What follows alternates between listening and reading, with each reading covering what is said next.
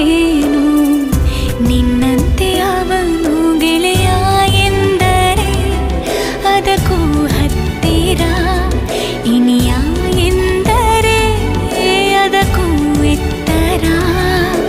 ಒರಗಿಕೊಳ್ಳಲೇನು ನಿನ್ನ ಎದೆಗೆ ಒಮ್ಮೆ ನಾನು, ಕರಗಿ ಹೋಗಲೇನು ನಿನ್ನ ಕರಗಳಲ್ಲಿ ನಾನು.